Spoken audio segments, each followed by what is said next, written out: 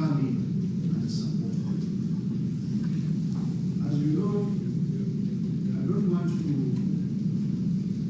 appear here to come and encourage people that we can open up and everybody who's in this sector shall win.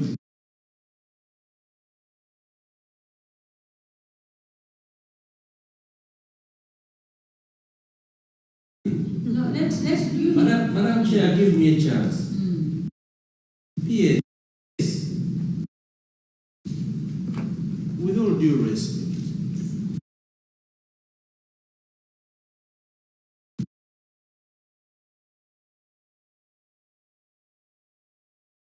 it is you who have said that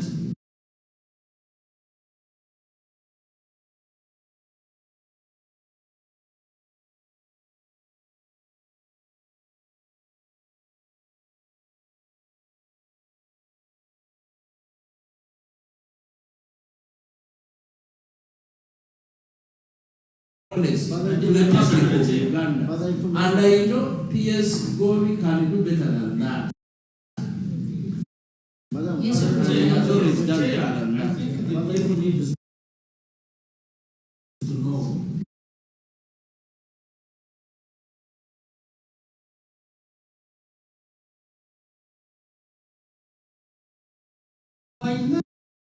In this spring, where people collect money, supposed to be remitted full tax, they misuse it.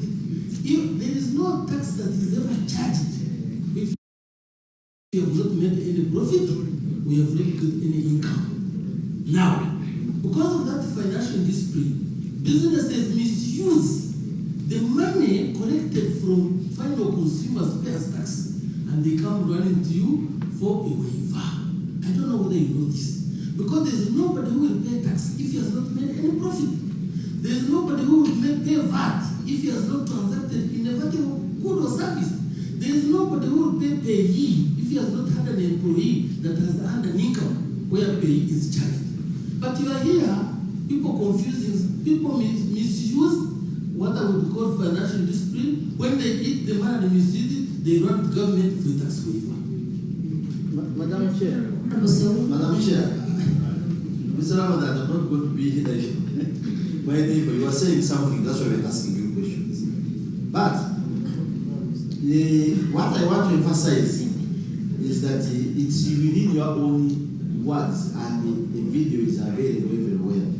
You are supporting the United Economy very much. And in Uganda, as we talk now, many people have invested in the United Economy. Let me give you, for you, a Muslim, and I'm another 90 source of taxes for you. When you go to matching, yes, that's factual. Madam, Mr. Chairman, thank you, Mr. President. But people are investing money. You know what happened in COVID. Go to matching, Climax, and others. These people are putting in a lot of money. And day by day, those people are investing and they're using a lot of money. Buying your cement, using your power and all that. The only problem I'm seeing with you is that you have not used your people to explain how you come to tax waiver. There must be maybe a panel you are using where you have the people who are seeking. If we hear that kind of arrangement, not on your shoulders alone, that yes, this is how we do it. And the panel we are using, when people come in, they should address this particular area to handle their challenges. That can save our problem. But for us as members of Parliament, we are looking at big people, big entrepreneurs who are still charging us highly. By the way, you have given them a tax waiver, but their charges and the sale of their goods still remain high. I would wish Mr. Ramadan to come to that kind of explanation. We are looking at that United Economy which you trust so much of giving you more taxes. How do you come when they have tax challenges so that they can also be beneficiary to the taxi waiver? You know what happened in COVID? And we are still in post-COVID, I think. Unless you can say I'm not correct. Thank you. Madam Chair, what we are trying to put, PS is saying He's supporting those people not to pay taxes because if they pay, they will collapse. In short, we are giving them money. Yet, as like for VAT, maybe the man collected VAT, he never paid what? Or even income tax. Now, yeah, you see, what we're trying to raise up. If you are doing it to people who have been hardships, those who have approached you, you are seeing them. There are those who have not approached what? You. Yet you are here, but they're feeling the same pain. And yet you are the makers cannot pay those taxes. Now, what has happened? It's not the first time. Many times, government has come up and said, yes, penalty is one of the remedies, has come up and said, all tax areas will be from this period are hereby what? Waived. And when you waive it, you waive for the entire person, not only the big boys, but for everyone. Then the economy, now you have even the native economy, now everybody will come up, now you have been given resources, you will fight it, you put the bank and the borrow, you say you have something. And many of these people are crying, and those who are appearing here, some crying to government, why you have not paid them. Now you have not paid them, they have gone the banks, borrowed money, they have broken the run, Yes, let's conclude on that. Chair, I think you have gotten very good explanation from the members. I've taken note of your explanation. And we shall look at how do we communicate better in terms of when we are doing the report, the criteria used to advance, those who advance in those fields. What we shall not do is to open it up. And Mr. PS, we are also not advising that you open it up for everybody. We are telling you it's in our interest to get access because that is the only way we can fund the national budget. We are only interested in you being fair and equitable in the way you do. Some of these exemptions are simple as that. And some requested for that list. At least to get a few examples of those who have benefited from your good service. Please. The acting officers, Madam Chair, have an issue of the position of director, which we are resolving now. Very soon we shall be saying goodbye to the acting of the ministry. When is that going to be concluded? The timeline depends on some authorities that don't have discretionary control. So I wouldn't want to commit on the timeline, but it's not far from that day. So this is, For how long has that problem been in existence? I don't know. No, that is unfair of you. Because, yes, As long as I feel in government, I see no, we are talking about the journey of the directors. So it is as old as you. yeah. So how old are you? Imagine You're being in government.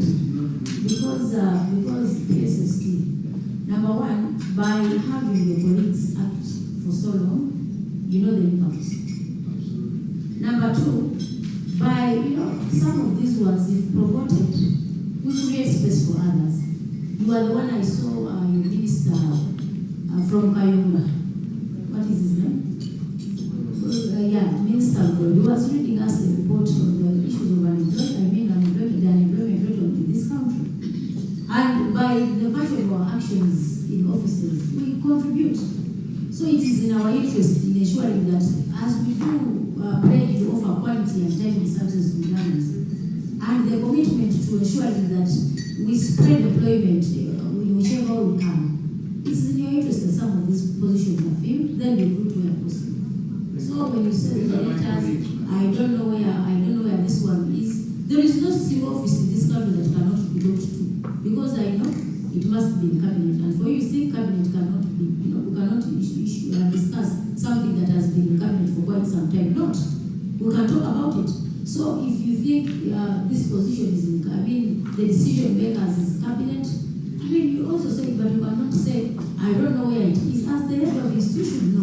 you are unacceptable. Yes. In terms of the timelines, I can't give you because PSSP. I want to assure you, the challenge is not allow me.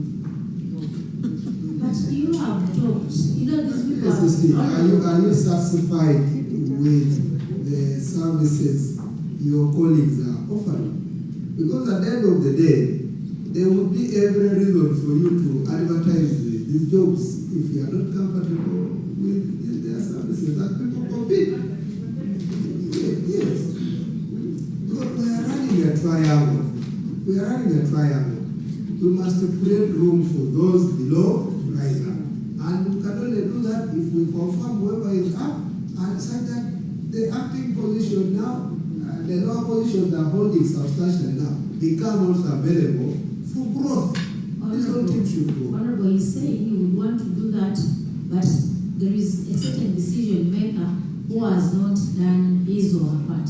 That's why we are asking. You know, the challenge of the directors within finance, not finance alone, but it was the issue of directors across public entities. And finance got a reservation scheme for that. For them, they are going to remain with some directors. But the way PSGO is responding, it seems this is a private matter. You know, it is classified to you. These are persons of the public. These are public servants. And it's our duty to know what is pending and not. So, sir, don't reserve. You don't have a right of reservation to some of these matters. You are so, I don't know, you are so mean. Actually, you are so mean with information. I'm not reserving any information. What I'm doing is that behind the scene, we work and we visually see this problem solved. I am personally involved and we are at the tail end of it. Very soon we shall resolve it. But you see, from the timeline because in terms of the decision making to sure that it's done, that one requires But are you aware that delay in what you are doing is also an area of accountability? You can't take forever. And it is not, you cannot act at leisure. So you must know that as you do, that's why I was asking, for how long has this matter been pending? For you to know that it is not, it is only for Mr. Bobby and some team that is handling to decide when they will conclude this or not. No. We must have this concluded within a specified period of time. If it doesn't work well with it, then we move with a structure that is known. Yeah, so yes, you cannot say, I don't know when it will end. So it looks as if you are at leisure to do things the way you want. So for us, what we want to know, what is the status of this director, when you think you will conclude, and if you can give an estimate, say within a period of this, how to conclude before things go well. Because you must have a plan. You have a plan on what you intend to do and when. Yes, Honorable. What does the public service guidelines say about your acting position? Yes, yes. Because if it is 6 months, then he says for the 10 years been in government, and I want to believe that's almost 5 years. What is it that he is doing to confirm this or how this matters is sorted out? Because if it is 6 months, that is an accountability issue that needs to be sorted out here. Yes. Madam Chair, the Undersecretary of the Ministry of the Accounting Office of the Ministry of Economy and Finance, I am here mainly for treasury issues. The issues of human resource. I have an accounting officer for Who is the officer is Mr. Damila? You know what he said when he was actually, you gave the answer yourself. You said, I'm handling, and we shall conclude, but I can't give the timeline. So why are you referring to us to Damila again? No, I am saying on the other that issue The of human resource. human resource. So for our part, But for my colleagues whom I take charge of, I'm at the tail end of that race. which part of the team? Which part of the tailor? Why are you not getting your place? Look at you, let these people be free. Because you might remain at the age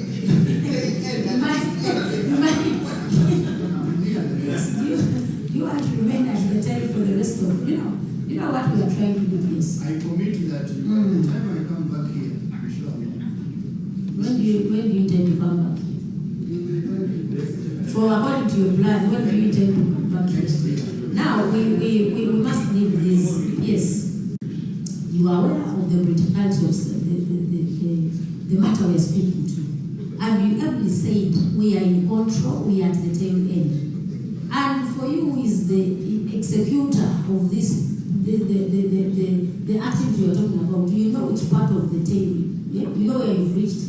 Because the tail also has a limitation. It begins from somewhere and it ends somewhere. So we are saying, because you moved the part of the tail to somewhere towards the end, for how long will it take you to finish the tail? Because we must give hope. Because Mr. Bobby, you have a plan. For example, we plan to have this resolved this time. At times you can plan and fail, but you cannot convince this committee that you don't have a plan for when you finish the tail. Because you must have moved from the head. How long did it take you to move from the head to the tail? So how long are you going to remain on the tail? Madam Chair, I always intended to ensure that this ends as quickly as possible. So this, by the end of this financial year, At least that is good enough. have some So, honorable colleagues, we take note that this financial year is soon ending. Let's make sure that this matter is concluded. This is for your benefit. So, on the PDM, Madam Chair, the new parishes, we don't have a plan for them as of now. Please encourage the people to stay in the parishes where they are currently starting to fast. Resources from there, because of the resource control, we can't easily go on creating new part. Is how do we get the parishes who have more people to receive more resources so that they can address. We are preparing a cabinet paper and we shall be coming up with a review of that. But creating new parishes and so on, it's not a very, it has been on, in certain areas. That's not a good idea. Let's first deepen the PDM by getting resources from those parishes which are small and they are almost finished for people, and move those resources to the big parishes where there are more people. And also the urban areas, we are preparing a cabinet paper to address that. Ma'am. yes, honorable. Ma'am. Honorable, give me. Madam Chair, there's a vision, first page, of your saying, yes, you have not said this.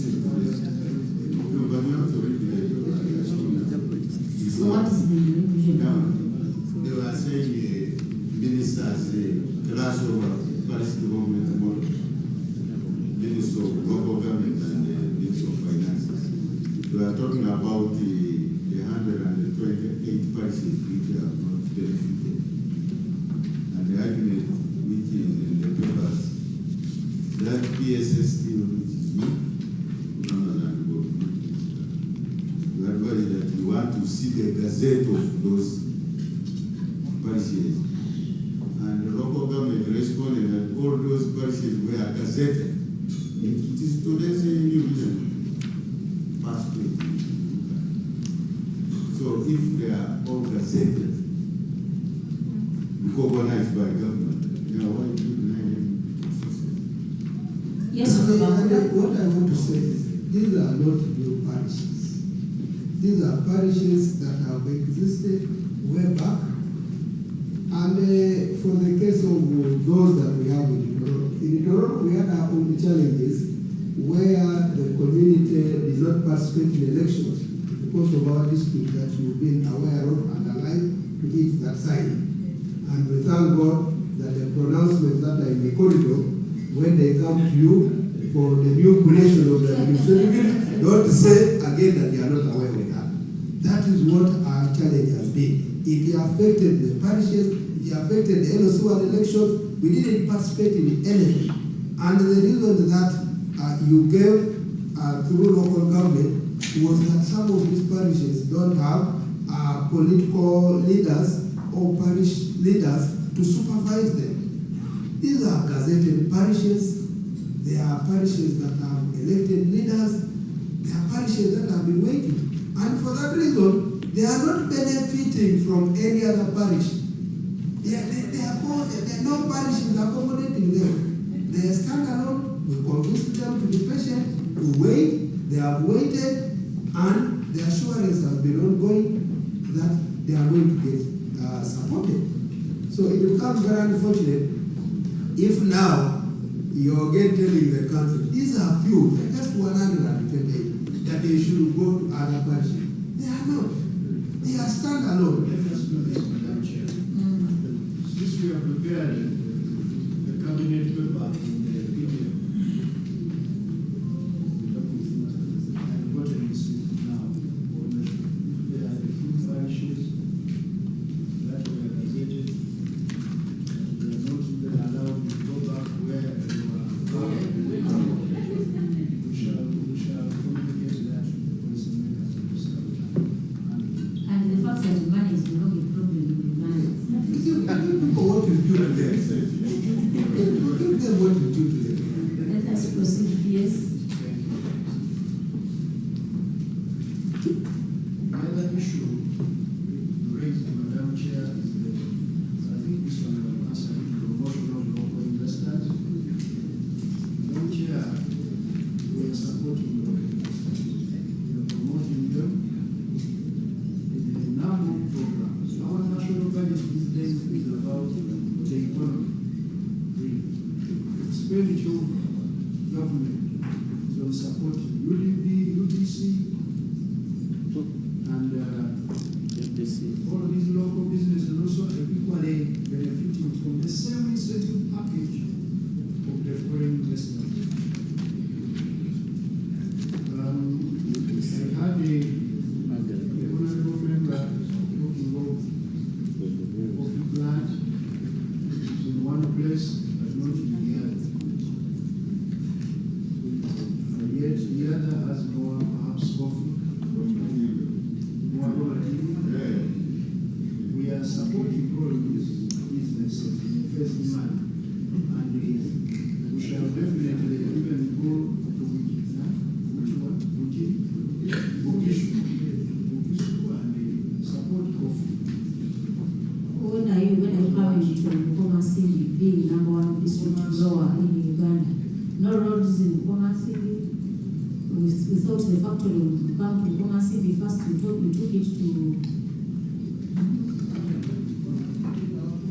So, as you think about this, Madam Chair, we need to start more than politicians, so that they can be able to attract these investments. That will be a very good now, performance in there. If there is a good, like now, there is one we are working on with the whale, another investor, Uganda, has come up, over there, and there is another performance. These are the things we want to actually discuss. How much they will take forward growth and adding value to our coffee. Where should we put some of those investments? Well, that will also be funded. The state of banking, very, very sound.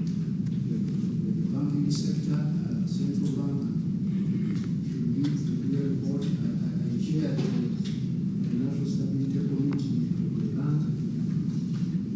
We are doing very well as far as our financial sector is concerned.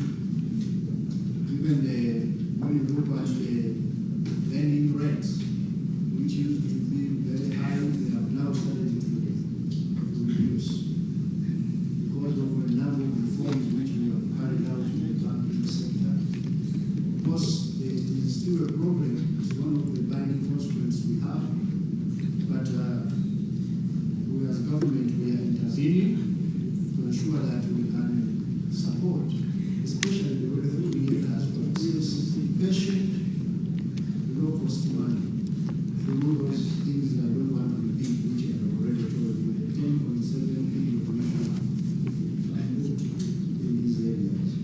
what's the lending rate as of now? The lending rate average is 18.5.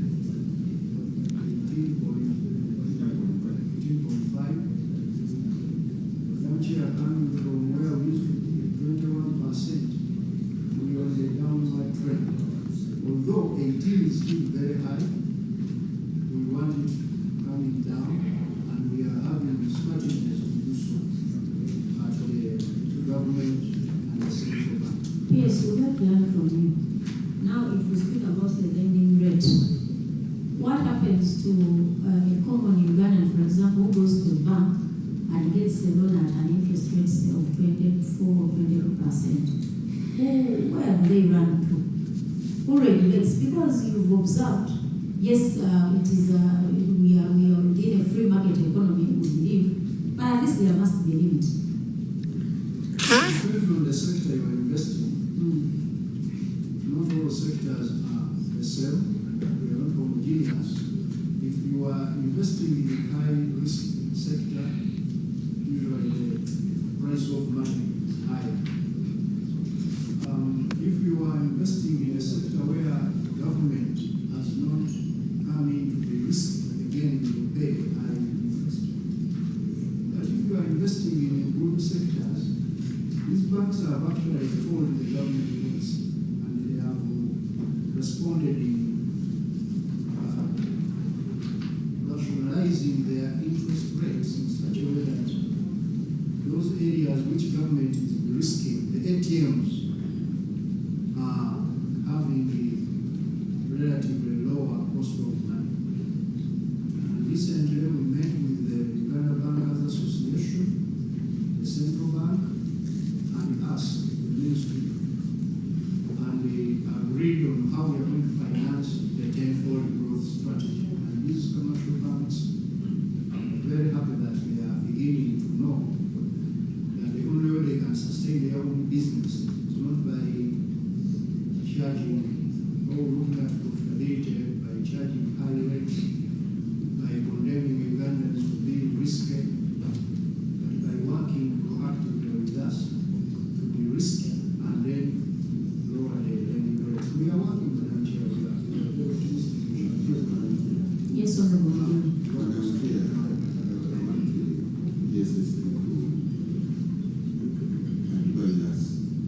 Yes, cost of capital is reducing, but the government is borrowing almost at the same rate through bonds.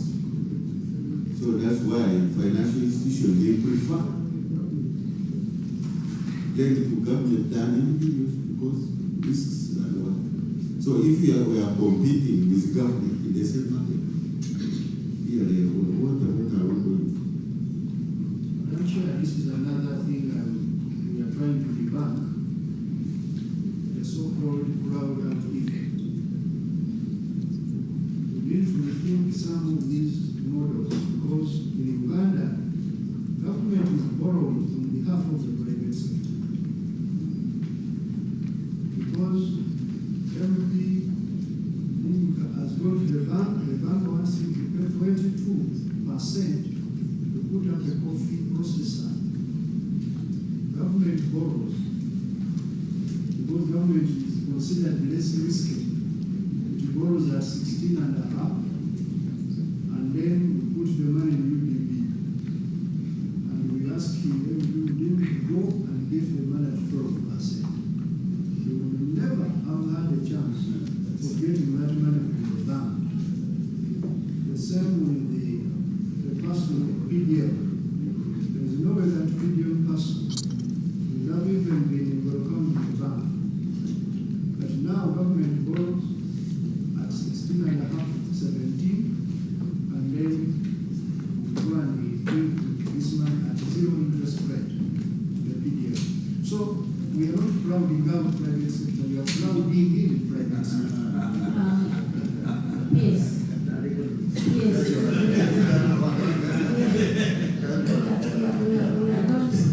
We are not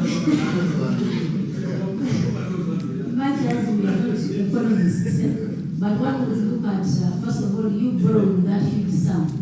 You've always had the component of administration. administration fees when it comes to some of these programs. But also, one looks at when you borrow that money, what percentage of the population benefits from it, and how many of these businesses are run from that money that you're talking about. The biggest percentage is left out. So for me, I would think would be realistic as we calculate some of these.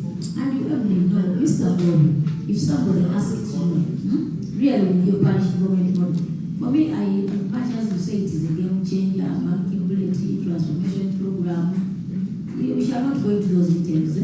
But when you get on table and come out with the true figures of how this impacts, it might be minimal.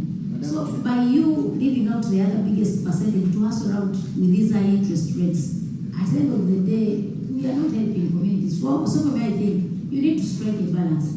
Because in any case, one would prefer lending governments than giving money. For you, it is cheaper, people will not run after you know. So we need to see how to strike a balance. I mean, that's what I'm looking at. You must think about the people out there. And if one asks about the UDB you were talking about, UDB, bring microfinance on board, all those institutions that you used to lend money. But we appreciate that initiative, by the way. But you realize the very people who pick that money, I'm not saying it is you, but I will give you as an example. The people who pick that money is good because you are closer to me. But I'm not saying that it is you who picks it. But people in your class can't pick the very money. At the end of the day, who does not benefit. That is why we are saying, as you do those interventions, also follow up on, first of all, the monitoring of the who are the beneficiaries, rightful beneficiaries. Because if we came outright and with all fairness and brought out these facts of who benefits from this money, you can also get shot. Madam Chair, members, I take my explanation here very seriously. The Uganda government has completely transformed the economics of capital markets, particularly the credit market in the developing world. Only less than 5% of Ugandans are getting money from banks, have the ability to get money from banks because of the requirements. This is the FinScore data, FinScore of the latest FinScore projected. Where Ugandans getting money to invest, they are getting money to invest from government programs, and a big chunk of them from relatives and friends, and so on. That's why we are saying government borrowing some money at a relatively higher price, and then avail that money to the private sector at all levels, because we the elite seem to think that we are the most important private sector. Forget those people in the villages. We are having now a very stable economy mainly because of media. Countries which did not implement media, they are not like us now. They have been facing problems of food prices rising. They ask me in Uganda, what is the secret? Why do you have low inflation?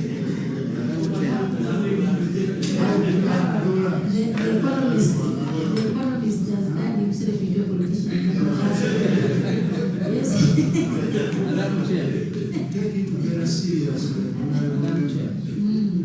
If you want to know, okay, you remove it and you see. That's what will happen. Results will come out. But I always tell people, be wiser that results will come out. So we shouldn't underestimate the ability of the state to have that configuration where, and we have asked the central bank now to look at this going forward in terms of the research.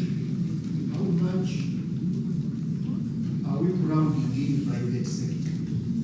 When you remove the government from the model, what happens? Because the economy As we know it is C plus I plus G plus X minus N.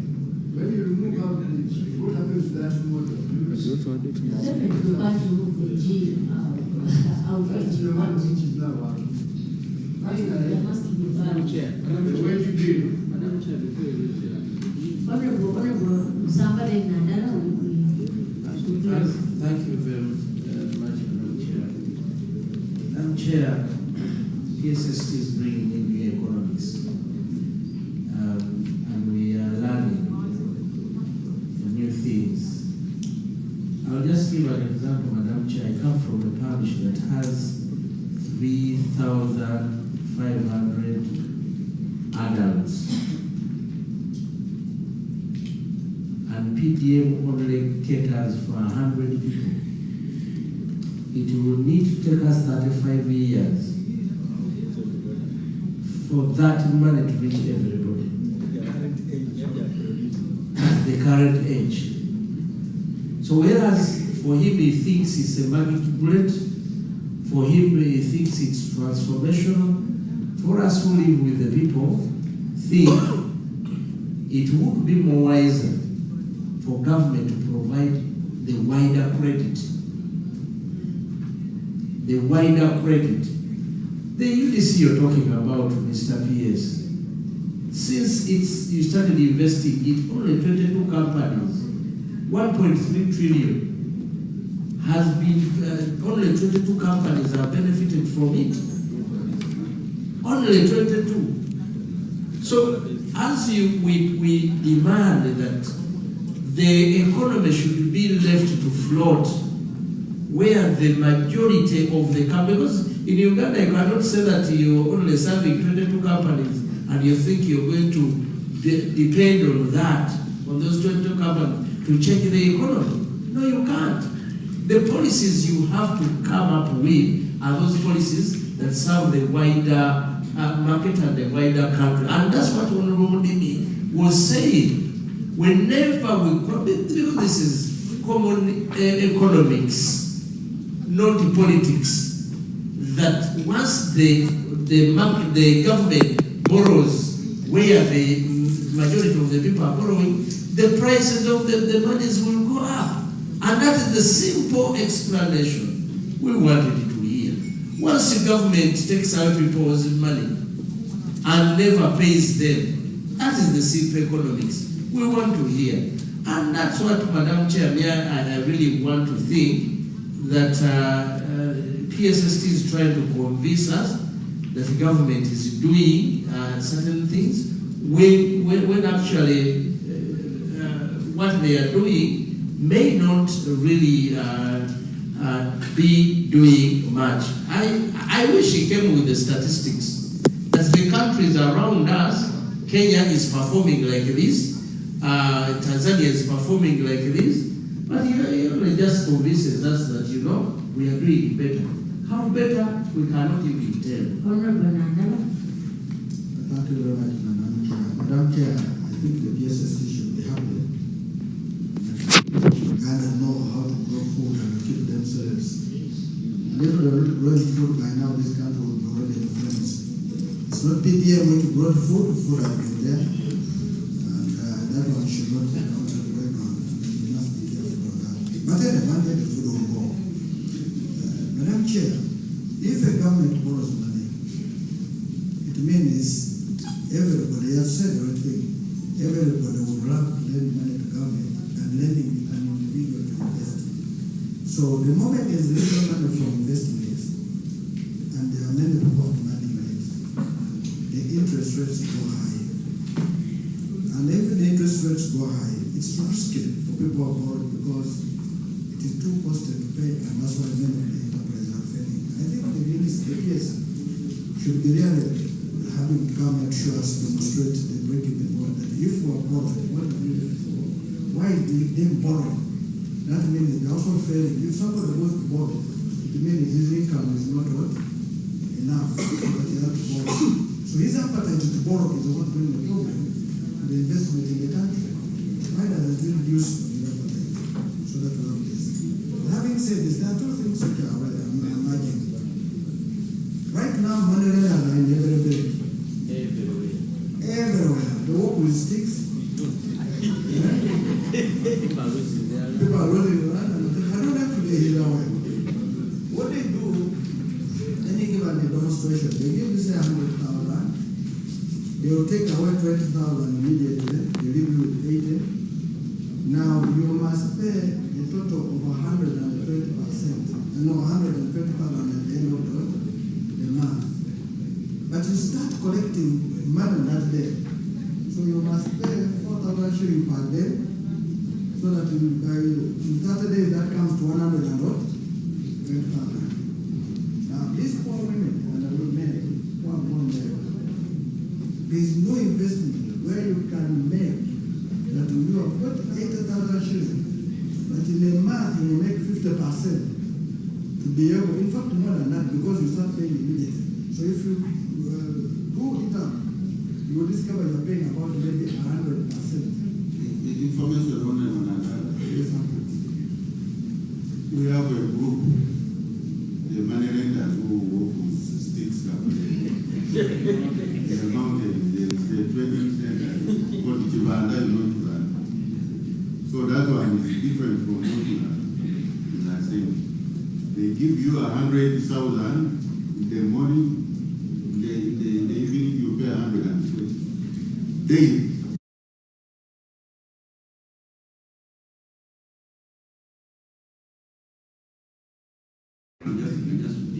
It's just not the organics. Go to these markets here, Kalwere and Kawa.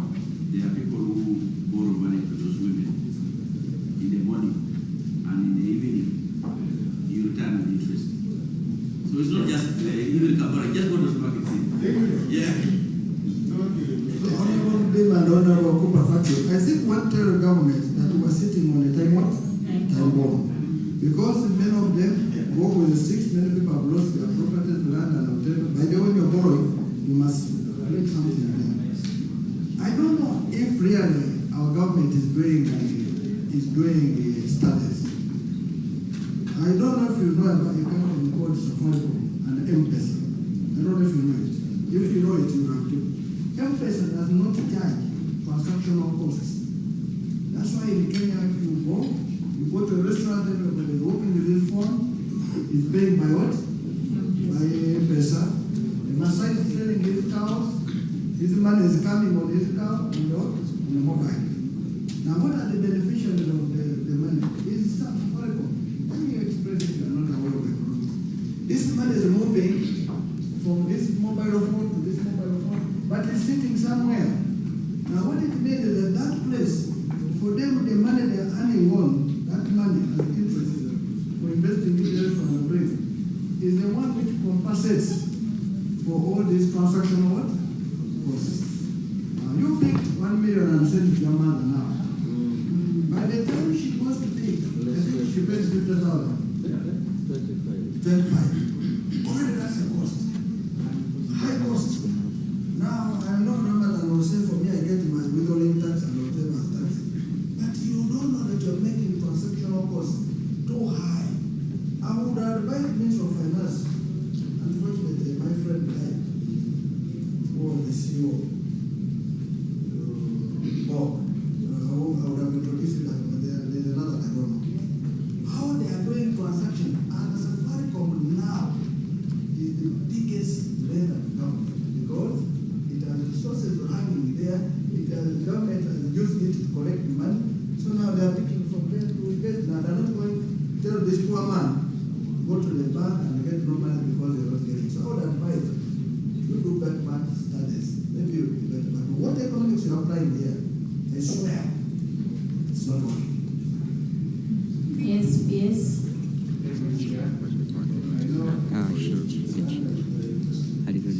Everything which happens elsewhere is the test. What happens in your country? And I want to tell you, recently, APSA carried out a survey of all African economies, their financial systems.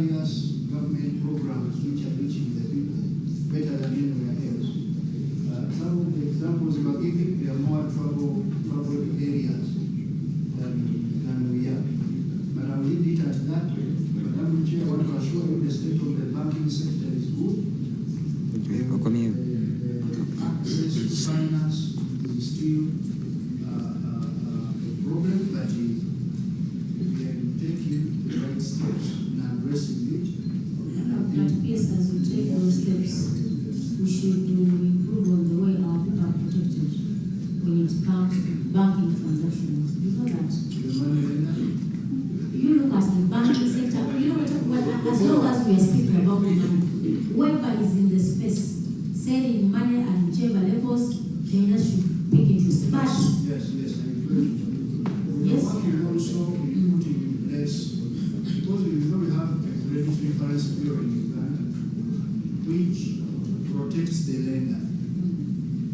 But we Yes, do not have. yes, can I give you information on that reference bureau? let him first submit on the Credit Reference Bureau. Please do. We have a credit reference bureau which protects the lender. But we had a gap in having Madam Chair, is the Uganda government on also being to CRB? And if it is there, what is your reference? Honorable members, I beg that we give him time to submit, then you are very protected. the security reference bureau which protects the lender. Before you borrow money, they have to first find out, are you creditworthy? Have you never engaged in multiple borrowing and you fail to pay? Stuff like that. As government, we've realized that. That has done well, that's why we have financial stability. There is a gap on the side of the borrower. Where does the borrower check to find out of the moral status of this lender? So we are in the process of setting up now a mirror image of that credit reference bureau in terms of now the borrowers where they refer to ensure that we address this issue of bad lenders who could be formal, but some of them are named, almost all of them are in the informal space, the tier 4 and beyond, the money lenders and so on. So we are putting up that new reform as government so that we can improve on consumer protection in the financial sector. Wage bill now. Madam Chair, the wage bill, of course, depends on the resource we have, but also the need to ensure that the various MDAs have the bare minimum of the workforce to deliver their mandate. We raised the issue of the handfield position in some areas like UPP, health and education and others. We are aware of this and we are looking for wage. Whenever we get wage, we are beginning with the critical ones to ensure that they are filled going forward. And finally, state of national debt. Yes, before we go on with that, yesterday we are here with the Minister of Public Service, and they indicated that we have a structure, a public service structure that is at 650,000 employees. And we have half of that, 335 something, within 300 is half of what we have. But everyone complains that the cost of public administration is high. Remembering that this country has a commitment to providing quality, timely services to Ugandans. That's why you set standards of service delivery. For us, we even think that we are very understaffed across the board. If you took the average, though they have an average of 54, which is also notable. Our thinking would be that PS would be working towards ensuring that we fill the staffing gap in these entities. Because, for example, if in the health sector we don't have medics, we don't have specialists, this means we'll be compromising on the quality of service that we're supposed to give the common person. Now here we are, yes, we are looking at the key critical areas, but we are thinking, don't you think we need to have a focused discussion on the structure of our human resources across the country and the way we remunerate all the public servants. Because much as the cost of public administration is high. It's not commensurate to the quality of services that we offer. So, as the PSST, how would you advise government in the line number one, having a salary review commission, so that we look into the salaries of us across the board, such that we bring the required staff on board in the line of ensuring that we deliver services to the people? Because, believe me or not, the current structure, the common person is suffering. When you look at the issue of the DPPs versus judges, people are complaining out there. People walk distances, gets backlog. When you go to the hospitals, we don't have doctors.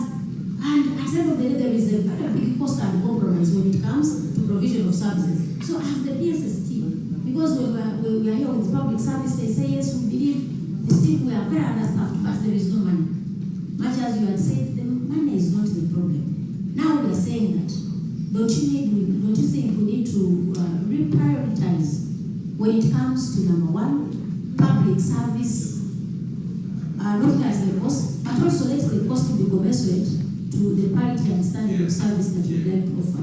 Yes, sir. The figures given by the regional of our hospitals, they stand at 29%.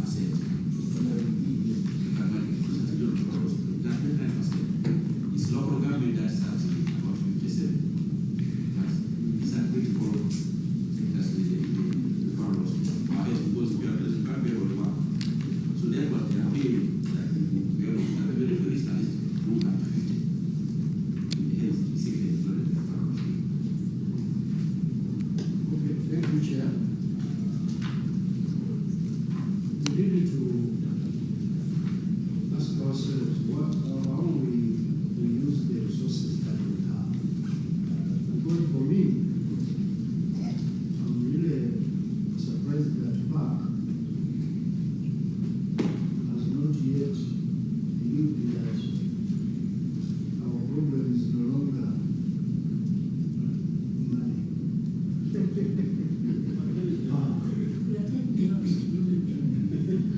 the way we are using the money. We say public. Yeah, you see, that's where the issue is. Because we always want to say, finance finding more money for the police. And our job is to find money and to find government tax. Where there is a deficit, we borrow some, we mobilize grants, we provide the money. But back here,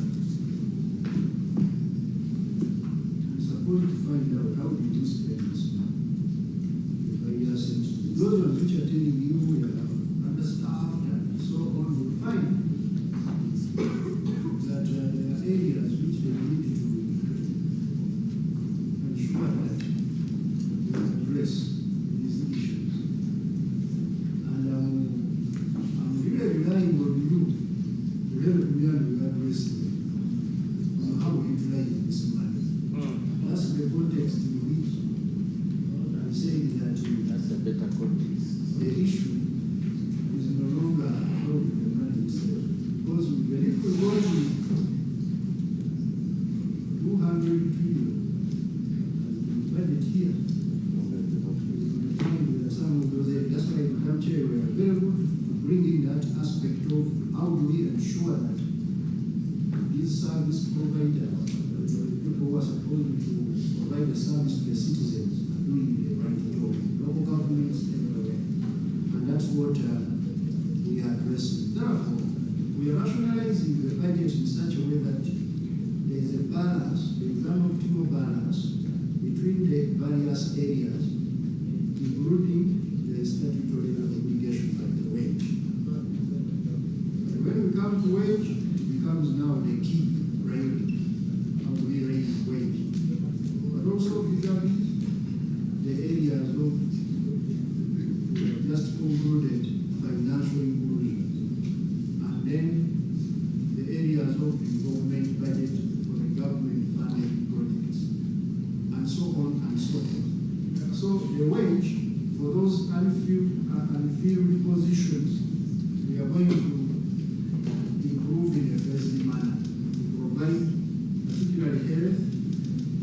fair. It needs intervention and been intervening. In the current budget, we will see a number of interventions in the Heart Institute, in the Cancer Institute, in the referral hospitals, and many others, but especially those consultants, and then the local government workers in the departments there, especially of the medical staff, of health, of education, and so on.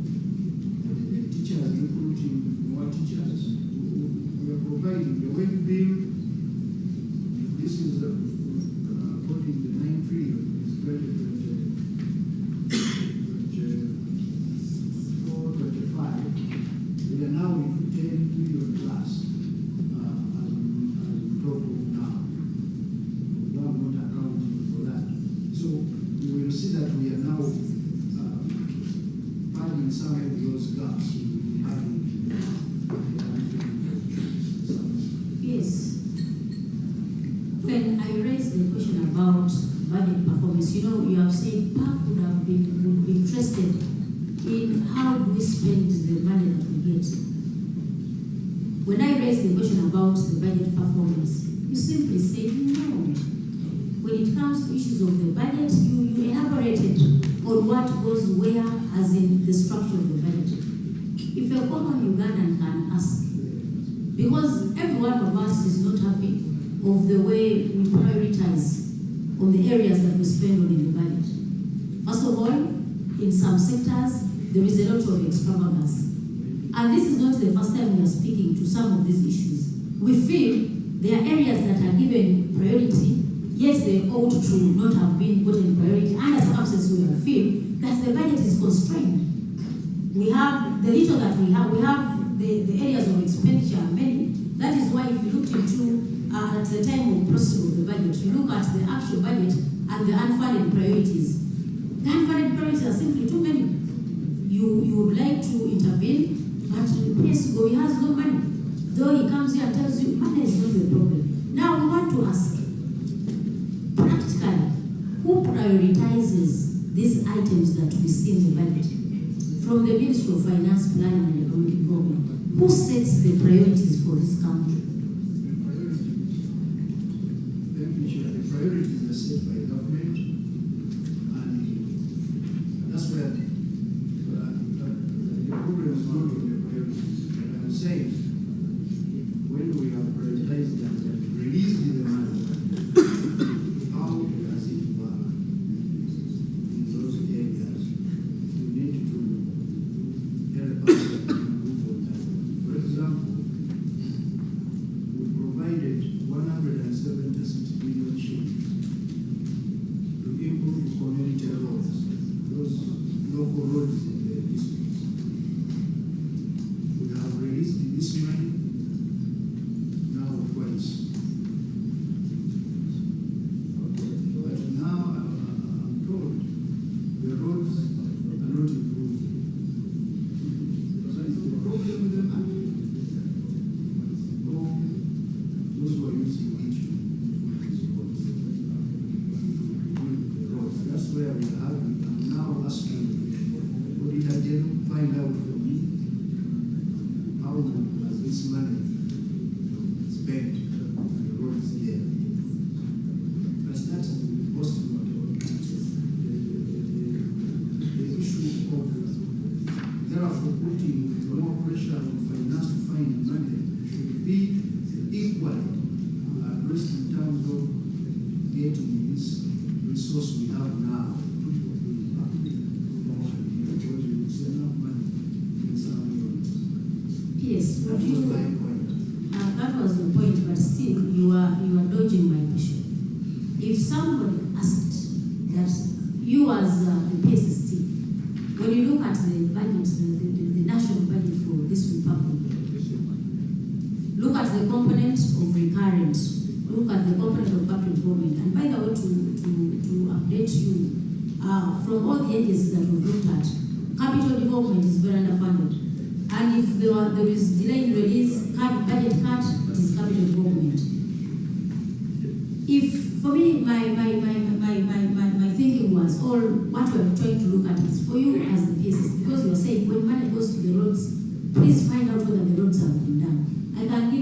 examples of some few areas where people have been complaining. For example, sometime back you were saying, we should reduce travels because we feel travels, consume a lot of our money. Yes, this can be avoided. Sometime back we were like, we should not create new entities. And that was agreeable to everyone. Then creation of new positions, for example, we had assistant RDCs on board. We had increment in presidential advisors. I'm just bringing out a few examples. Because generally I would have expected the PSS, because the capital government you're talking about, even when you look at the structural distribution, how much goes to capital, how much goes to recurrent. I mean, I stand to be corrected. Your budget is too consumptive. You stand to educate us on that. For you as the PSS, do you feel, according to your budget, the national budget, do we spend money in areas that are suitable? Do they serve the purpose according to the, much as you say you have the money? But for us, we feel that we can do better in terms of prioritizing on how we set, areas of service. But for you, it seems all is well. But to this other side, we say, no, there are areas where we ought to have been better. The direction that you've taken seem to be, diverting from the interests of the people. If you rated yourself in the line of service delivery, what is your feedback? Because at the end of the day, your interest is to serve the people. What is the feedback in line to service delivery versus the resources that you give out there? Madam Chair, the economy is growing.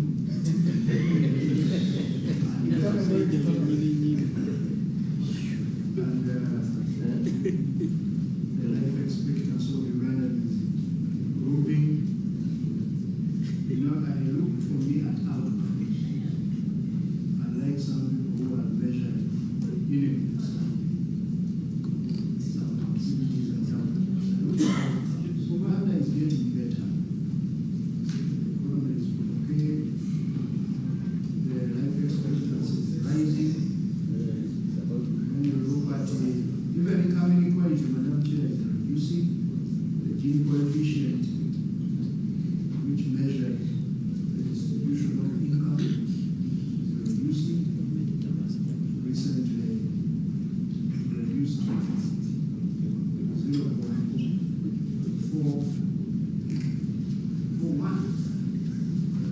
Need to double check. It used to be 0.46. That is 46%. The income is being shared by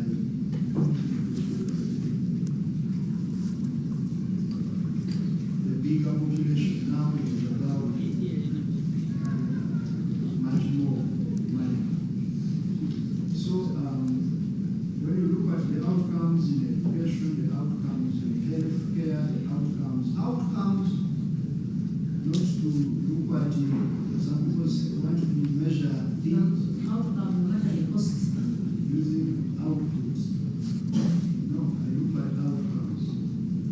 Of course, you are right on the unit costs, which must be improved, and those are the things which we are working on. But also the structure of the budget, since we talked about it, the Ugandan budget is improving. It is no longer as consumptive as we were saying. It is improving because we have repurposed this budget in such a way that most of the resources now are going in the development aspects, not with creation. What we should know is that in this standard structure of the World Bank IMF, where it shows you recurrent, first wage, recurrent, development, sometimes misses the point in terms of the detail. Because a lot of the resources in Uganda which are developing Uganda, they are actually in the recurrent budget. All of the money, the transfers which will make the government entities to invest in wealth creation, actually the capital development, they are passing through recurrent. The human capital aspects, which is so key as a development aspect, is over the recurrent. The money for anyone to ensure that Ugandans are safe, money, these capitation grants so that children can learn and so on. They are all recurrent. The PDM money itself is recurrent. The road,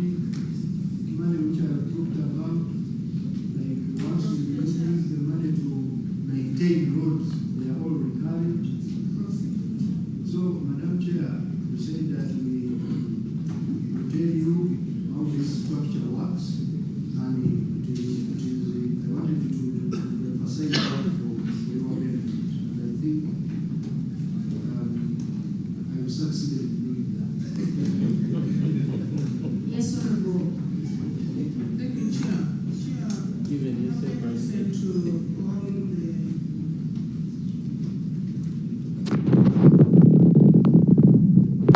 cases towards having been successful in having understood and listened to it. Would it be procedure right that we now engage on this query so that we can also have Honorable colleagues, all you are doing is in the interest of what you're going to find in here. And I believe it is going to be to simplify what you're going to find in there. Give us the difference between warrant and release. According to the documents that I gave you, the PS, I gave him a budget of where the release and warrant are different. So I want to get that explanation.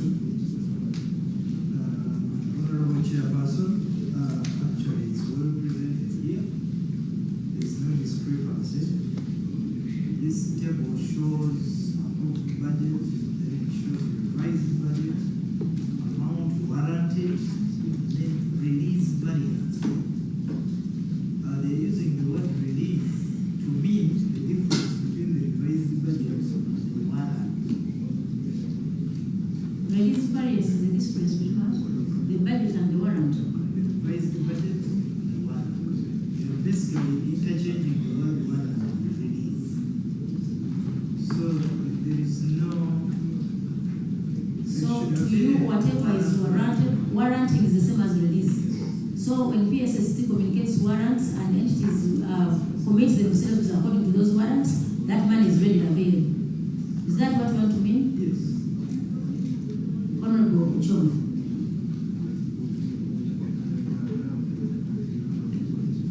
Thank you, Honorable Chair. Well, I'm not privy to the document the Accountant General is referring to. But Chair, you are aware, most of these entities, MDAs, will be interfacing with, or a question will already come up. You had an approved budget of this March. How come your actual expenditure is say 50% of the approved budget? The answer will be the amount was not granted. But even then, compared to the amount spent, it is less than the warranted amount. Yes, the problem is the amount was not released. Okay? Meaning there is a difference between warranted amount and releasing amount. And earlier, when we had just started this meeting, Honorable Chair, the PSSP said actually accounting officers are responsible for warrants. They are the ones who issue warrants. And to me, I think I need to be not to speak out of the narrow state I am in. Because, as I was saying,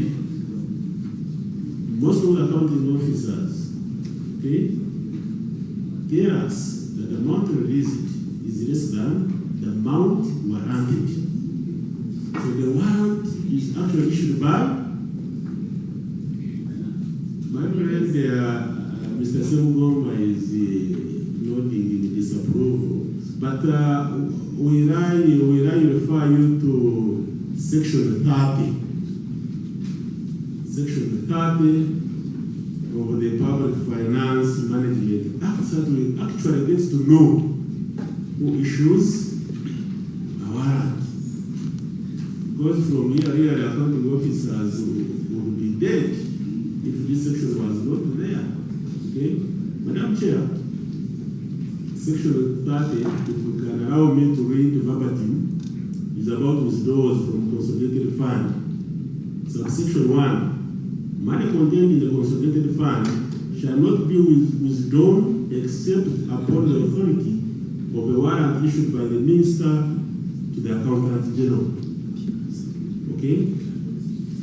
The minister shall, and the word is shall, not issue a warrant under subsection 1, except where the grant of credit is issued by the Auditor General under section 29, which is the previous section. So, clearly, an accounting officer at the MDA level, at the ministry, department, whatever level, is not responsible for issuing warrant. I hope they will explain. And actually, this rhymes with what the accounting officers have been explaining. Yes, I got a warrant of, say, 2 billion, but only 1.5 was released. Okay? Those are things that have been dealing in. So, someone should get a pass to interpret since when an accounting officer, say, of a ministry has become a minister. Because you see, the whole thing starts with the Auditor General issuing a grant of credit. Okay? Actually, the advice of the Accountant General, because the Accountant General will be knowing how much is there. Then the minister will issue a warrant. Then, actually, this will be made, and the accounting officer will issue invoices. We need really to be broad speed over this matter. Yeah. I thank you. Maybe I want PSS to also to tell us, President, when we met the Minister of Works, and the concern were about the roads you have talked about, which the President also is aware of. And they indicated to us that we had proposed to give them 1.5 trillion in a supplemental.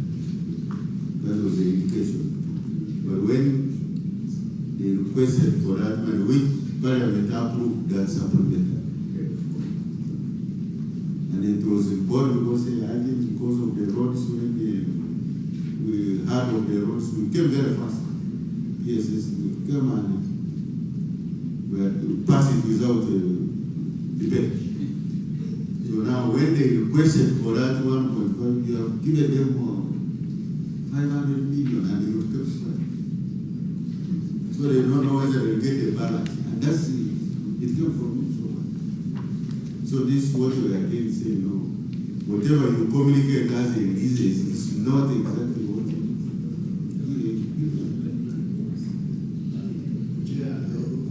Chair. Chair. Yes, Chair. I think we should really get this right. The last time PSST we interfaced with you and a similar issue came up, we had been requesting accounting officers that once you have the warrants and you know how much has been allocated to you, go ahead and plan for that. If it is procurement, prepare. And this has now led us to accumulate the stock of outstanding commitment. The outstanding commitments are kept coming because of this miscoordination that we need to iron out here. Because they go ahead, some of them who are brave have gone ahead to procure based on the warrants.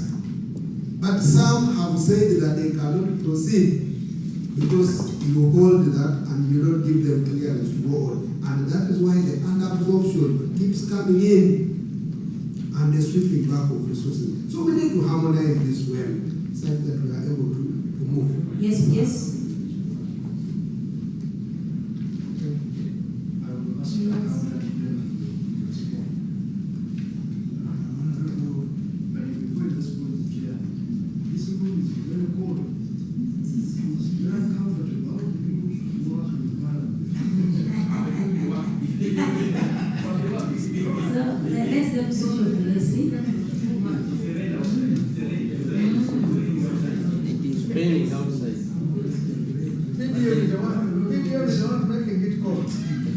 Yeah, it's making it cold. They can also release this.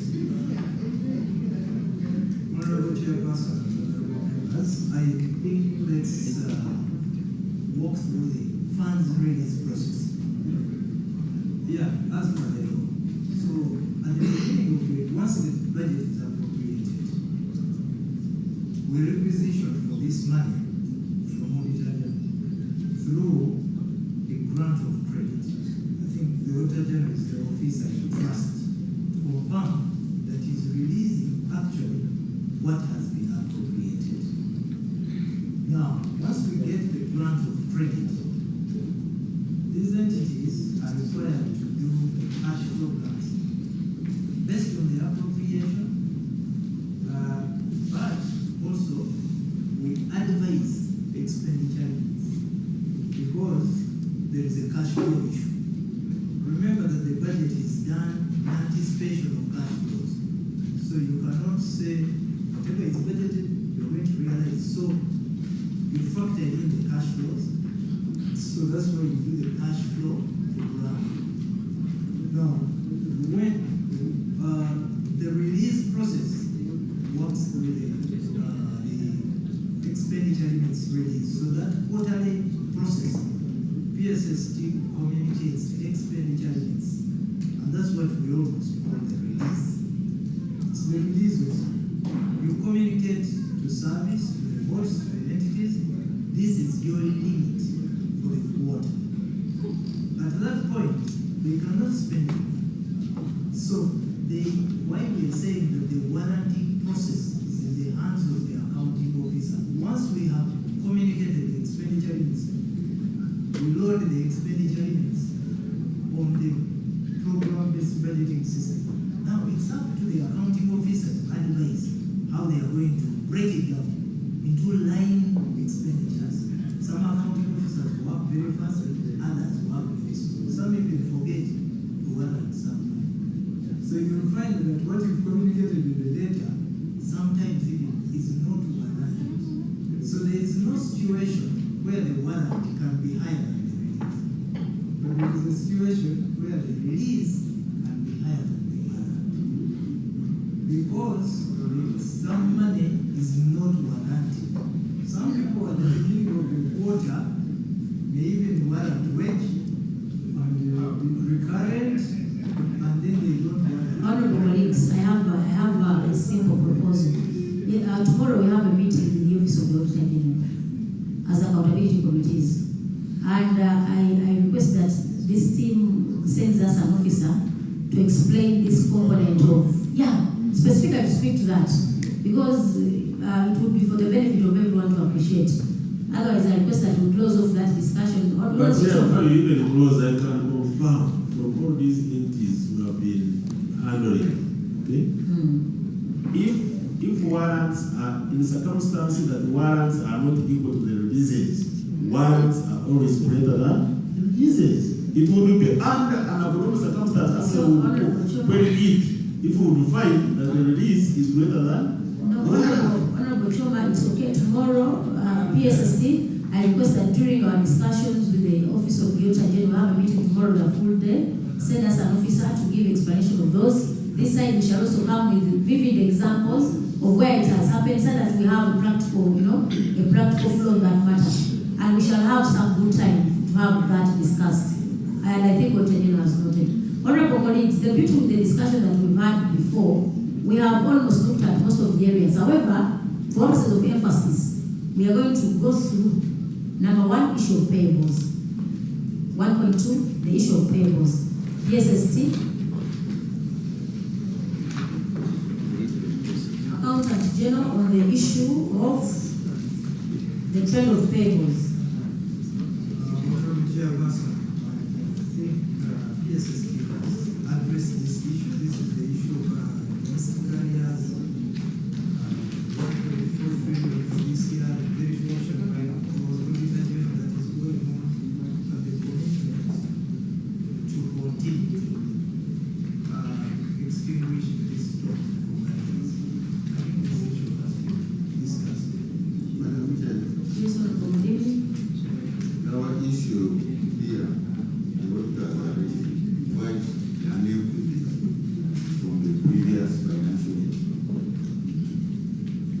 Much as the part of the domestic area and the Bank of Uganda was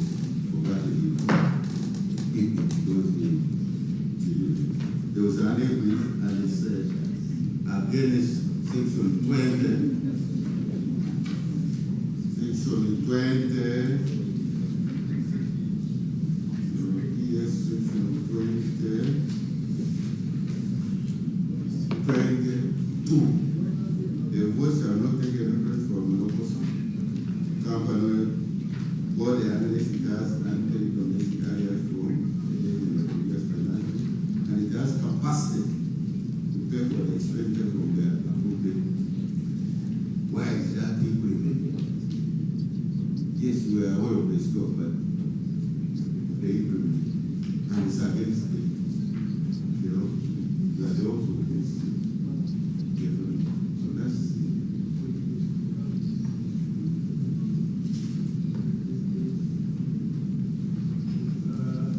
we have a domestic area strategy. That domestic area strategy is part of the exercise that is going on, is part of it. Partly, not all areas reported may actually be the GDP areas. So there is need to verify that story. And the indication is that actually the figures may come down significantly. So, but on the record that we have, this is very simple. Let's not, deal there around. The issue is simple. Did we have an increment according to the report? Whether you are going to verify or not, did we have an increment? Yes. Because we don't expect it, even if it's after verification, even if it came down, is it going to come down to zero that they want to increment? No. Definitely not. The So, restriction is take why note is the increment of the increment. what's the law. The PSST sometime back committed that even your minister came to Parliament and committed that any account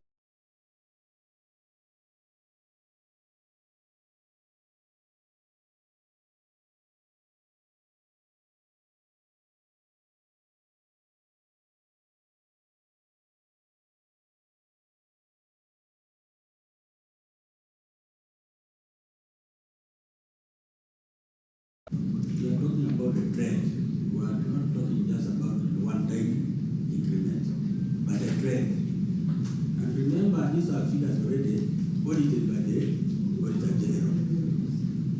And Madam Chair, the Auditor General is complaining about the failure to enforce the commitment control system. So I think the things are on your table to do something so that we get back to the track. So say something around enforcement. yes, PS. You said the internal auditor. Please. Thank you, Honorable Chair. The trend in the increase of the domestic areas, of course, as the General noted, is true. I think the issue is about the control measures that are in place with regard to mitigating this issue.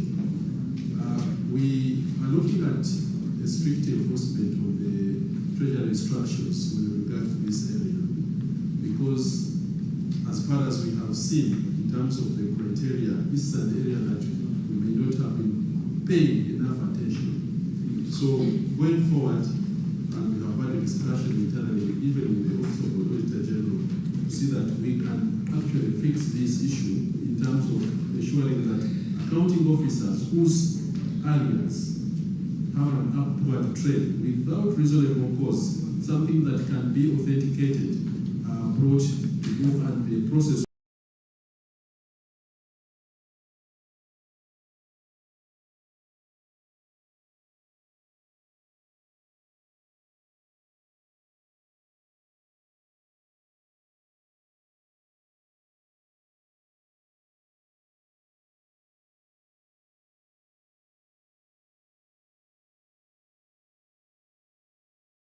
These accounts are supposed to be achieved. But I find even some discrepancies. You look at your statement of payables, commitments, against the figure you have in the statement of financial position. I want to start with you. Look at page 100, in reference page, statement of financial position, page 1.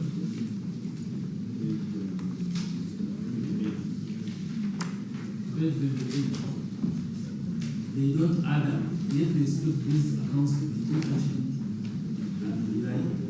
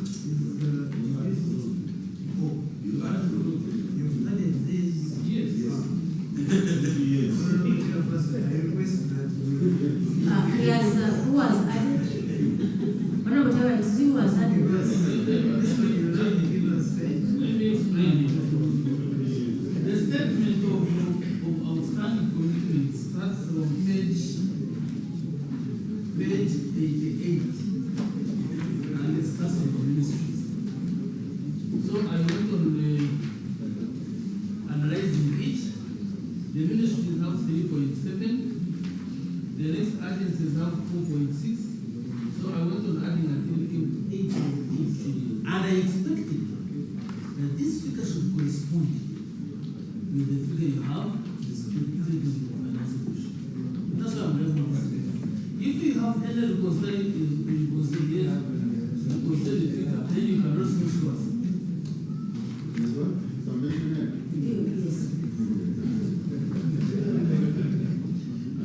Thank you, Honorable. Through PSST. The statement where you add it includes pension and gratuity.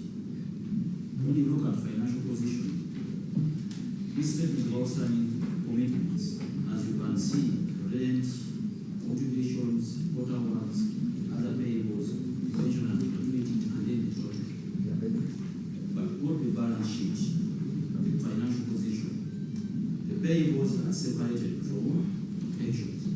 So I hope you also add in. Pensions is a different note from payables. But OB,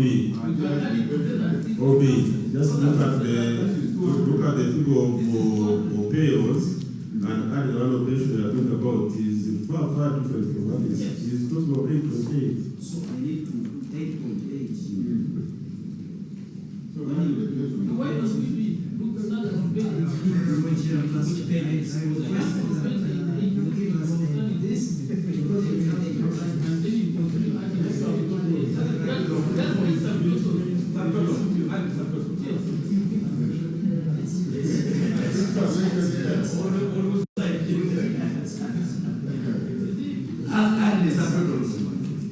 No, you don't get quiet, you kept adding, you tight, like that.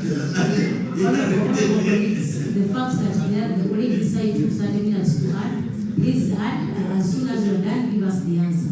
Honorable Chair, I wanted to refer the summary, as it needs the statement on page 38. Because that's where the entire summary is.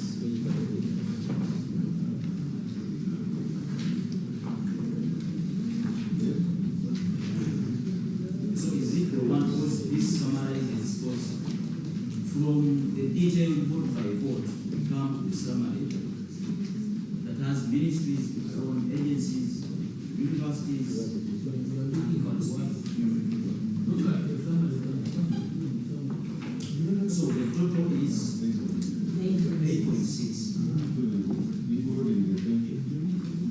Yes, now if I add, I need to add.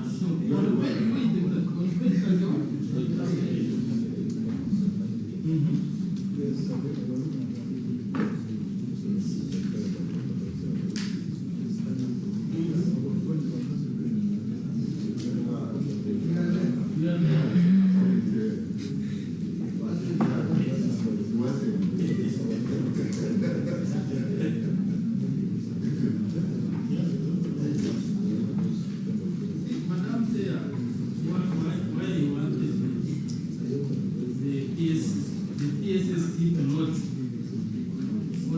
on page 3 on the statement of responsibility, and I'm going to read it verbally.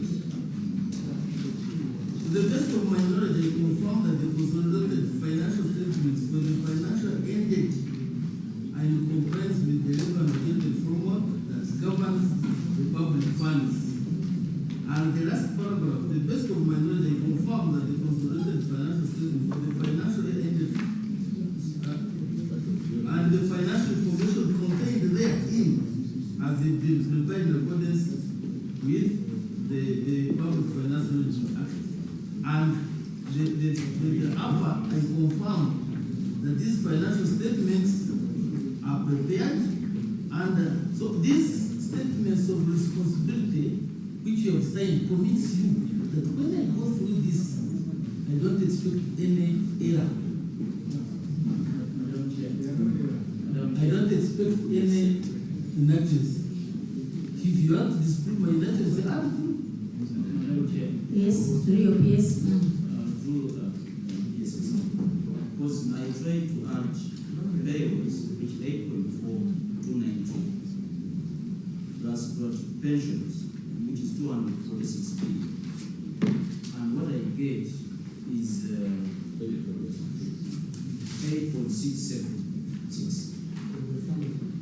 That's what I get from the position. And when I put the summary, it is exactly what I'm getting. So I need to. I want you to go through these summaries, the subtotals from page 88. Then that's the negotiation. No, I'm through. It doesn't take a lot of time. No, honorable colleagues, I request that we assign one because you still have a lot. Assign someone to make those additions and make sure that we get. We are here previewing. We are here. The PSST is going to leave a little earlier, so there are areas we want him to cover before he leaves. Madam Chair, You see? Madam Chair, you don't have to run away. No, he's going to be here. No, but listen to us also. Madam Chair, we're talking about payables, whenever whatever has raised a very important thing. If payables are the ones we're talking about, if you go to note 25, page 59, note 25, it is saying payables are 8.42 trillion. Are we together?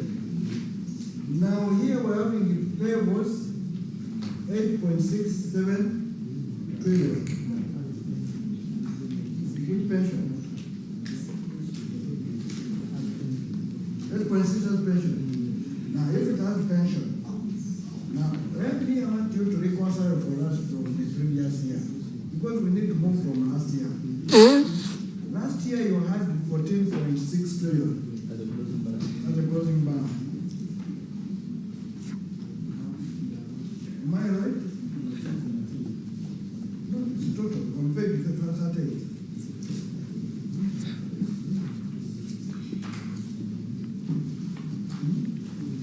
We want to understand the movement.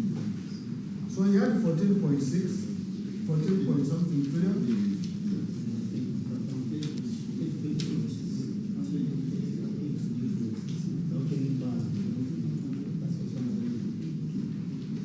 I don't know, are you seeing what I'm saying?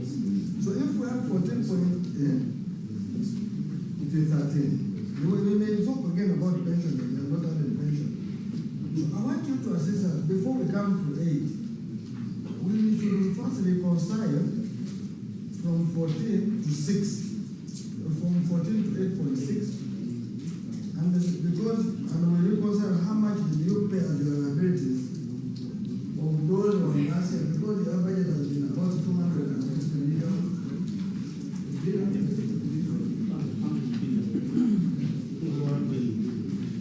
Then we get the movement.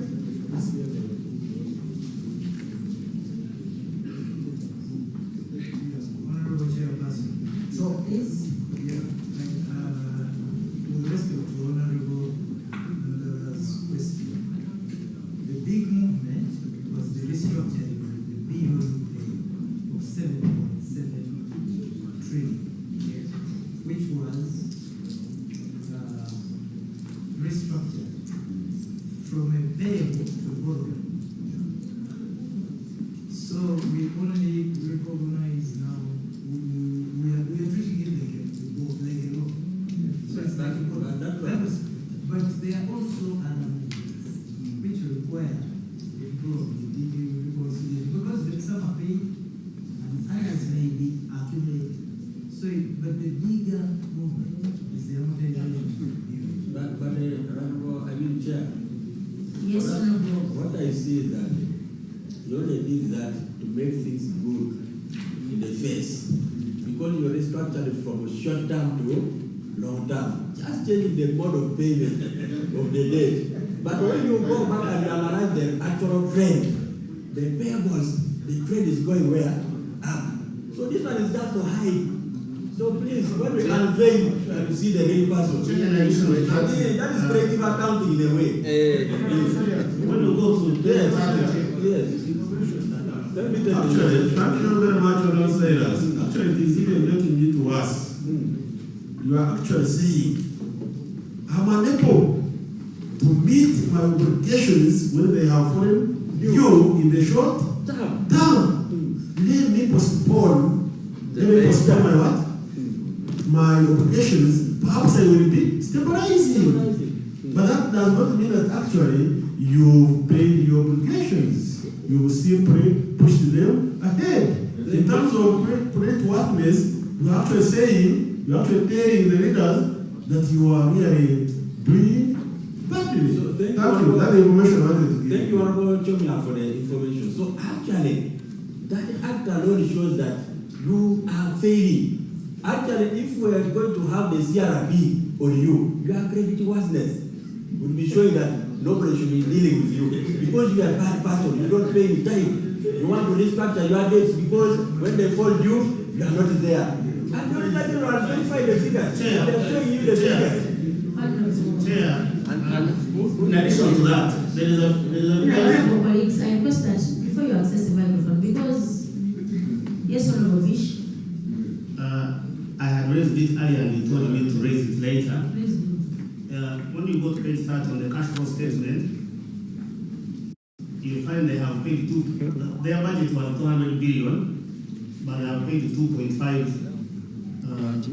They have paid 2.5 trillion. Page 30 on the cash flow statement. The domestic cash for goods and services paid in the year is 2.5 trillion. So the question would be, number one, where did you get the money? Because you had a budget of 200 billion. Where did you get the money to pay here? You maybe diverted. There was a diversion. And I don't think you came back to Parliament to get an approval for whether it was a supplementary or whatever, but I don't remember any request for you to spend this money. And remember, Mr. Pierce, in the previous report of Parliament on you, there were so many areas where you were individually accountable and responsible because of such kind of issues. So, Chair, I think the first thing to do here is for the guest to tell us where he got the money, who approved that money, before we even continue. Chair, I think you can... Yes, please.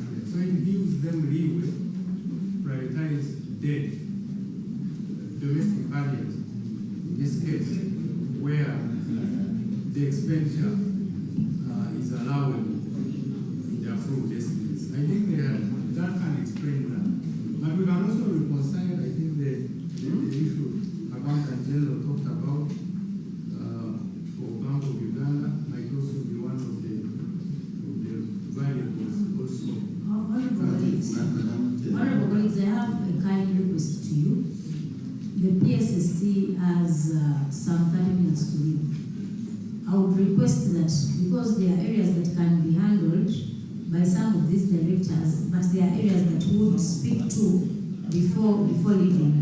For example, the sector of the public debt. Number two, the issue of UDC capitalization. That is, units capitalization is 1.8. The other one is the issue of the tax register.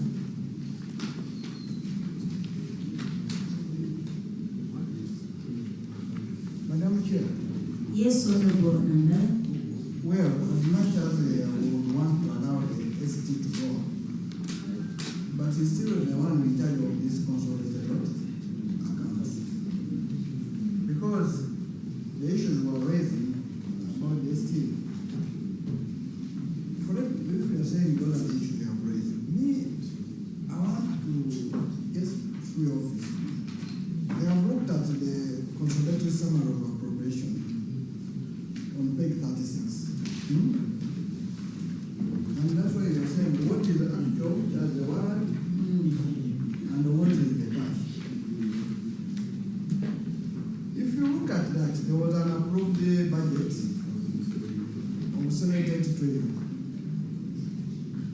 The actual release is 58.7. I want to ask you, because ST, is this now the warrant? The 58.7 is the warrant. Yes, it is. Now you go to the next one. Honorable, you are moving so fast. You are moving so fast and we might lose direction. First, I agree that before he leaves, we have this, we want this area to be handled by him. No. We want for him. What that's simple for purpose of understanding what is there. You know the challenge we are going to face, because the report is structured. For if you can mention the area that you are handling, say that it is part of what you handle. Because the thing is, No, Madam Chair, what I'm raising. Appreciate what you were saying that PS would want to do. But Chair, I remember that there are some teams that have come here without the accounting officer, and we see them move. Now you want to raise the accounting officer who is here, so who is going to do the accountability here? If you are releasing him, because the pay is for him and he's aware he's supposed to be in this committee. Unless we have a honorable colleagues, I believe we must agree how to proceed. The issue is to have, this is the team that you have rescheduled. This is the second time. He has appeared. He has a meeting in the State House at 3. We need to agree on how to proceed. We need, honorable Susan, can you please listen? It's not all about adjourning. You need to consider the time that you do have. I'm aware that we are going into the budgeting process. This team is going to be equally busy. Yesterday we had ICT. ICT had an engagement in State House. We made her answer most of the issues, but for those that she was assigned for the other team, they remained unanswered. We need to agree how to move. You see? So that's why I was requesting that when you look through the report, because some areas have been raised, when you look through the report, which are those areas that the PSST should respond to before he leaves, such that there are those that this other team can handle. So if it's all of them, let's handle those that we can afford. Then could be schedule them for another day, which I think might. Yes, Madam Chair, what I was raising, you said the accounting officer came here to account for the money we gave him. And the money we gave him, we must first agree how much we gave him, which is going to what? To account. And that's why I was going to page 36. First of all, to agree, is this what we gave you? Honorable, that is why I made the request that let's agree on how to flow. If we are going to page 36, let's go there and handle the whole, That's how I was requesting. Let us, move systematically. So let's move to, you said 36? Yes, 36. Which is the summary was statement of appropriation. It is not a simple answer. You don't need to worry. No, there is no worry. There is no reason to worry. But I'm using the Otadiano's report and the response, so we need to flow very well. That is item 4. No, these are the accounts. Madam Chair, these are consolidated financial statements. Yes, Honorable Chum. Thank you, Honorable Chair. Honorable Chair, Honorable Bishop raised an issue, and the PSST delegated the director budget. And from the director budget, his explanation is saying the accounting officer has a leeway because of this section. And now he actually read it, and I want to reread it verbatim. And I participated actually in this act. And I'm now seeing that he's attaching a different what? Meaning from the intention of the act. I read the verbatim. Honorable Choma. Honorable Chair, this is the list of the matter because the bishop was asking where he got the authority to spend more than what had been budgeted. And after that, he is up in the powers of Parliament. Good, but there is something that was being raised by Honorable Nanda. I wanted us to flow and agree because he was Well, on the I cannot go floor. against you, but Honorable He was Bishop on raised the his before. No, he was on the floor. He raised something. Let's agree on it. Then we proceed. Honorable Nanda was raising something. Me, I thought you were coming in on the same. But no, honorable colleagues, can you a moment? A moment. Madam Chair, what I was doing, I was adding on dish. Because first of all, we must agree how much did we give you. Yes. And having given you, how are you going to spend that money? And having finished, then we'll refer to the PFM. Is it true you will spend as PFM PFM Act, or you went outside? Because if the rule will say that the rate, the budget officer, that the first call is on areas, then there will be no areas. Every area will be areas, and that's what we're trying to do. Honorable members, this brings us. Honorable, please kindly be patient. This brings us to 3.2, review of the fiscal operations. This brings us to the table of how much they received. No, you wait. No, what I'm saying is, as you do ask those, let's also go to this page. As you ask, this is connected to the budget, their budget for the financial year, and you're asking about the budget. Chair, you just said that this is systematic. And I thought the members had put the questions that we will first want to be sorted out before we go to where you are taking us. Otherwise, you are actually now driving us faster than you say that Nandala Mafabi was taking us faster. So can we first go with the first things that have been asked, then we shall move on. Honorable members, we are asking an issue about the budget. How much did they receive? Isn't it? What?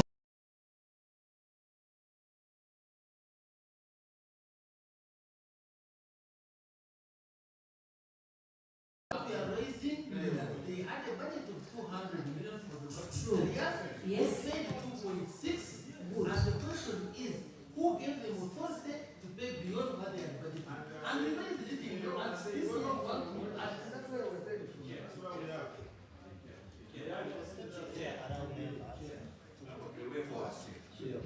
Yes, Honorable Asmani.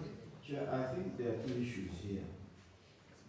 Honorable Bishop raised an issue which is generating additions from other colleagues.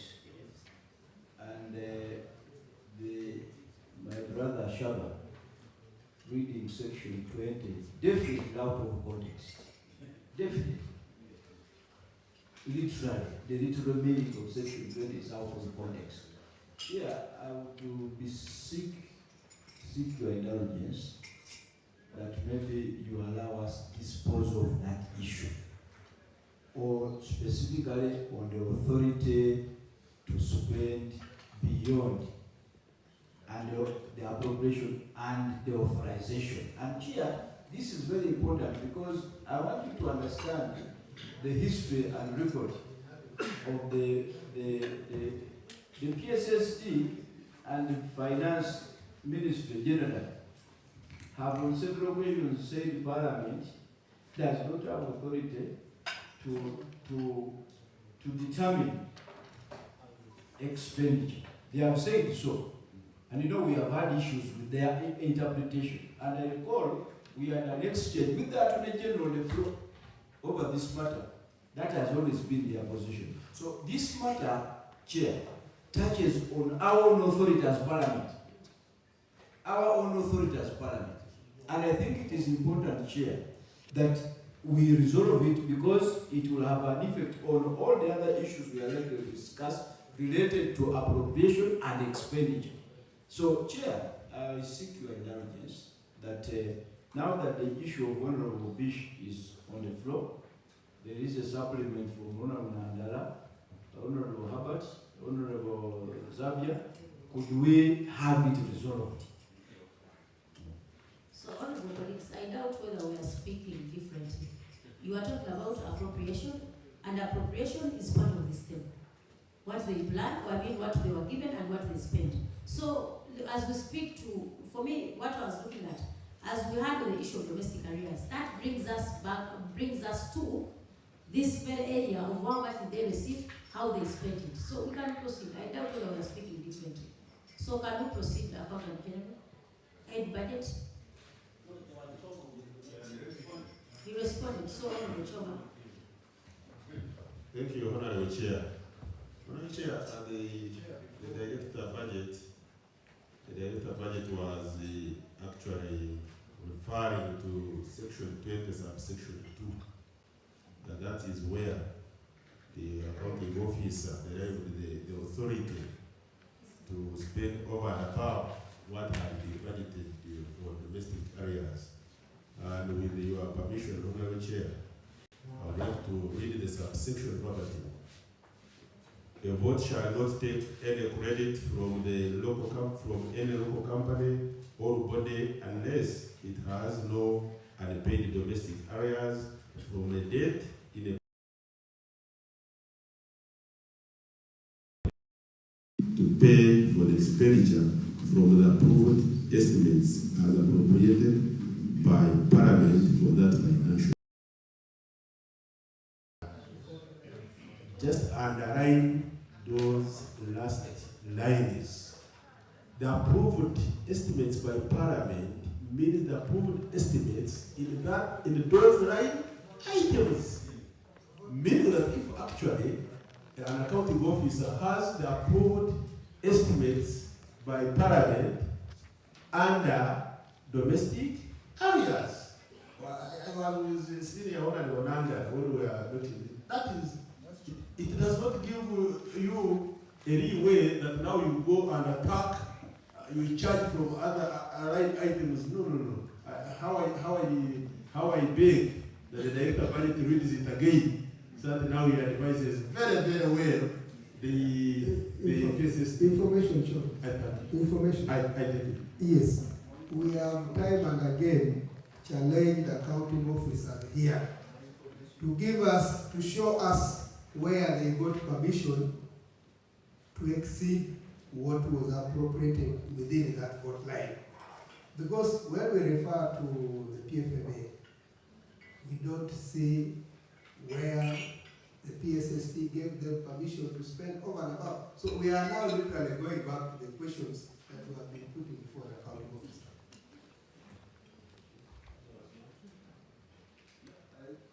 Chair,